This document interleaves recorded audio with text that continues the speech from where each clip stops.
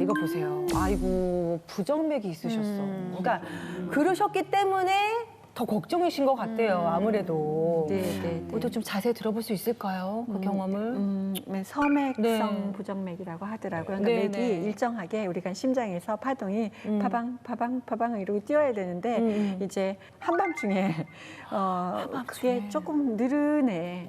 네, 그래서 그게 이제 멈추면 목숨이 없는 거야. 그래서 이제 그걸 치료하기 위해서 이제 한 2년 반 동안 치료를 했는데 지금은 건강한데 한번 이제 나았지만 그게 잘못되면 이제 혈류가 아까 말씀하셨던 대로 스트레스를 받으면 혈류가 빨라지면서 이제 이렇게 터질 수가 있으니까 조심하라고 그러더라고요. 아우, 그러니까 부정맥 너무 무서운데 정확히 어떤 질환인가요, 네. 선생님? 맥이 정확하지 않다는 그쵸. 것은 지금 김혜정 씨가 말씀하신 대로 느려지는 것도 있지만 빨라지는 것도 있습니다. 빨라지는 그래서 것도. 빈맥성 부정맥이 있고 느려지는 서맥성 부정맥이 있고요. 또 지멋대로 뛰는 것도 있어요. 불규칙하게. 네, 불규칙하게 제멋대로 뛰는 것을 아주 대표적인 질환으로는 이제 심방세동이라는 맞아. 것들이 있죠. 바로 이와 같은 부정맥 때문에 맥이 정확하게 뛰질 못하니까 심장 안에서의 와류가 생기기가 쉽고 혈액의 정체나 또 혈관에 과도한 스트레스가 발생하기 쉽기 때문에 혈전이 잘 생깁니다. 혈전이 또. 그래서 심장 안에서부터 발생된 이 혈전이 전신으로 퍼지면서 각종 혈관성 질환을 유발하기도 하죠.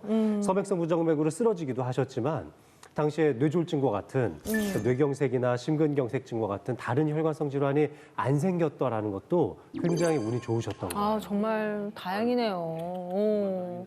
근데 진짜 사실은 우리 김희정 언니뿐만 아니라 저도 가끔 약간 좀, 약간 좀 맥이 좀 아니, 느리게 뛸 때가 아니, 있어요. 빨리 때가 뛸 있어요. 때, 빨리 뛸 때 너무 아니 이제 그건 과도한 스트레스. 너무 좋았을 때 그러는 거 아니야? 그럴 때도 있는 것 같기도 그래요? 하고. 그러면 나한테 부정맥이 있는지 없는지 체크해보는 아주 간단한 테스트 하나 알려드릴까요? 자가진단 있나요? 그렇죠. 예. 우리가 이렇게 세 손가락을 이용해서요.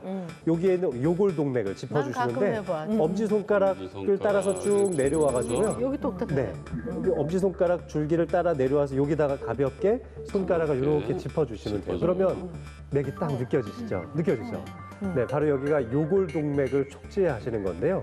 이제 대개 저희 의사들은 10초 정도를 계산을 합니다. 네. 10초 정도 맥을 짚어보고 여기다 이제 6을 곱하면 1분에 몇 번 뛰는지 계산해 볼 수가 있잖아요. 야, 이거 우리 다 같이 하면 참 좋은데 10초가 알 네, 수가 그래서 없네. 한번 10초간을 제가 한번 세볼 테니까 몇 네. 번 뛰는지 자. 한번 각자 네, 계산해 보세요. 네. 자, 하나, 둘, 셋, 넷, 다섯, 여섯, 일곱, 여덟, 아홉, 열. 어때요?